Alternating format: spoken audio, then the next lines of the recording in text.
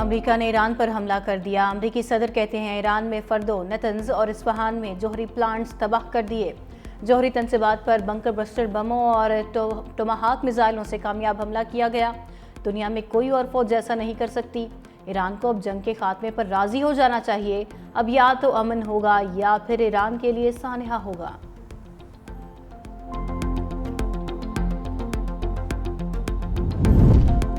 امریکی حملے کے بعد ایران کا اسرائیل پر بڑا حملہ۔ تل ابیب اور حیفا سمیت اسرائیل کے 400 سے زائد شہروں اور قصبوں میں سائرن بج اٹھے۔ اسرائیلی فوج کے مطابق ایران کی جانب سے شمالی اور وسطی اسرائیل پر میزائل داغے جا رہے ہیں۔ میڈیا رپورٹس کے مطابق تل ابیب میں متعدد دھماکوں کی آوازیں سنی گئی ہیں۔ ایران کی جانب سے حیفا اور تل ابیب سمیت 10 مقامات کو نشانہ بنایا گیا۔ حملے میں 20 سے 40 بیلسٹک میزائل داغے گئے۔ تازہ ایرانی حملے میں اسرائیلی شہروں میں تباہی۔ حملے میں 14 اسرائیلی زخمی۔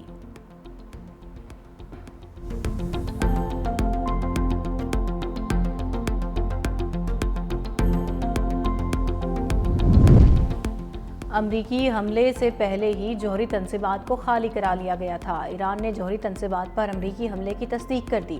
ایران کا جوابی کارروائی کا بھی اعلان، کہا اب ہمارے لیے جنگ شروع ہو چکی ہے، پرامن ایٹمی پروگرام جاری رکھا جائے گا۔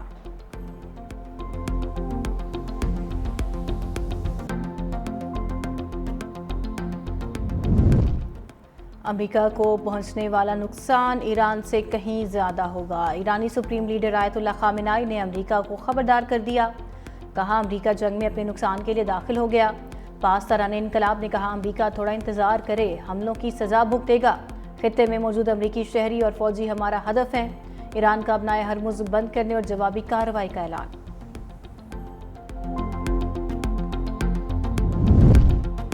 ایرانی وزیر خارجہ عباس عراقچی نے امریکی حملہ UN چارٹر کی خلاف ورزی قرار دے دیا، کہا اقوام متحدہ کے ہر رکن کو اس انتہائی خطرناک، غیر قانونی اور مجرمانہ طرز عمل پر تشویش میں مبتلا ہونا چاہیے۔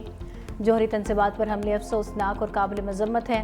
امریکی حملے کے دیر پا نتائج ہوں گے۔ امریکہ کا حملہ بین الاقوامی قانون اور NPT کی سنگین خلاف ورزی ہے۔ UN چارٹر کے تحت ایران کو اپنی خود مختاری مفادات اور عوام کا دفاع کا حق ہے۔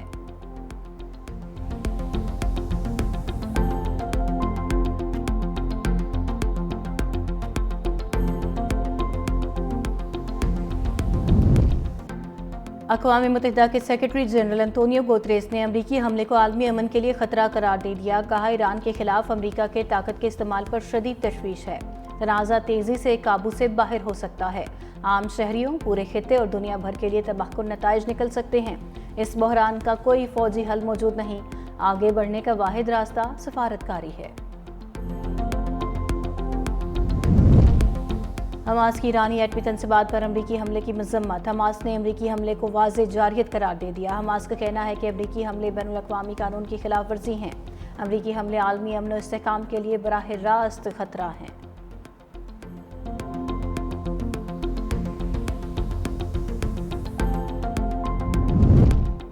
اور امریکی کانگریس کی ڈیموکریٹ رکن سارا جیکبز نے ایران پر امریکی حملہ غیر آئینی قرار دے دیا۔ سارا جیکبز کا کہنا ہے کہ ٹرمپ کے ایران پر حملے نہ صرف غیر آئینی ہیں بلکہ یہ خطرناک اشتعال انگیزی ہے جو امریکہ کو ایک اور خطرناک جنگ میں دھکیل سکتی ہے۔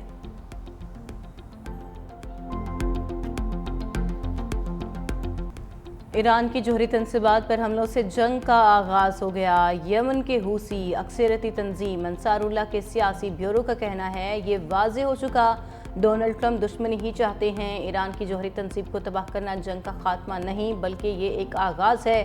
اب مار کے بھاگ جانے کا وقت ختم ہو چکا ہے۔ حوثیوں نے دھمکی دی تھی کہ اگر ڈونلڈ ٹرمپ نے ایران پر حملے میں اسرائیل کا ساتھ دیا تو بحیرہ احمر میں امریکی بحری جہازوں پر حملہ کریں گے۔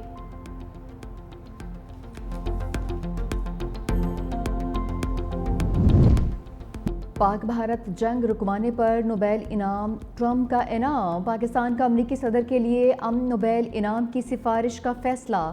حکومتی اعلامیے کے مطابق ٹرمپ کی مداخلت سے پاک بھارت کشیدگی کم ہوئی اور جنگ کا خطرہ ٹل گیا۔ امریکی صدر کی دور اندیش قیادت نے اسلام آباد اور نئی دہلی کے ساتھ سفارتی رابطے استوار کیے۔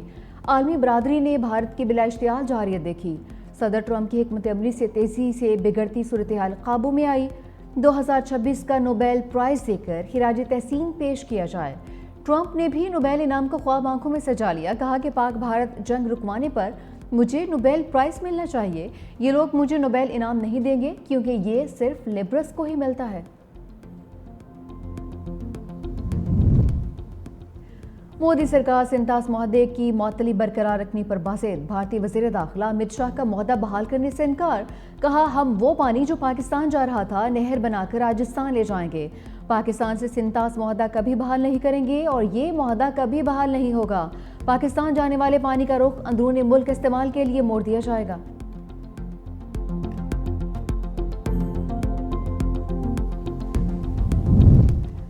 پاکستان نے جنگ بندی پر بھارتی پروپیگنڈے کی کھال ادھیڑ دی. ترجمان دفتر خارجہ نے کہا جنگ بندی کی درخواست بھارت نے کی. 10 مئی کی صبح 8:15 بجے امریکی وزیر خارجہ مارکو روبیو نے سیز فائر کی پیشکش کی. سعودی عرب سمیت دوست ممالک نے بھی کردار ادا کیا. نائب وزیر اعظم اسحاق ڈار نے جنگ بندی کی پیشکش کو قبول کیا. بھارتی میڈیا کا دعویٰ بے بنیاد اور گمراہ کن ہے.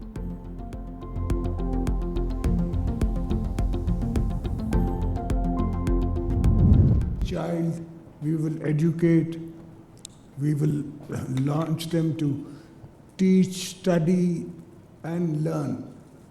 And that is the philosophy of People's Party. We intend to do more. We inshallah will do more. But slowly we'll catch the bunny. My then Finance Minister Naveed Qamar, I called him over and I explained the program to him. He understood. And mashallah, this program is where it is today. ایوانی صدر میں بے نظیر ہنرمند programme کا اجرا. صدر آصف علی زرداری نے کہا کہ BISP کے تحت تعلیم سمیت تمام حقوق فراہم کیے جا رہے ہیں. BISP کے اجرا میں سید نوید قمر کی کاوشیں قابل ستائش ہیں. پروگرام کے ذریعے قوم کے بچوں اور بچیوں کو ہنرمند بنایا جائے گا.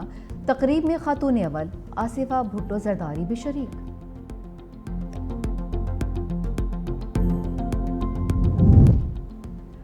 نظیر جس کی نہ ملے وہ اتنی بے نظیر تھی. سندھ اسمبلی میں شہید محترمہ بے نظیر بھٹو کی سالگرہ کی تقریب. وزیر اعلیٰ مراد علی شاہ، سابق وزیر اعلیٰ قائم علی شاہ، نثار کھوڑو نے کیک کاٹا.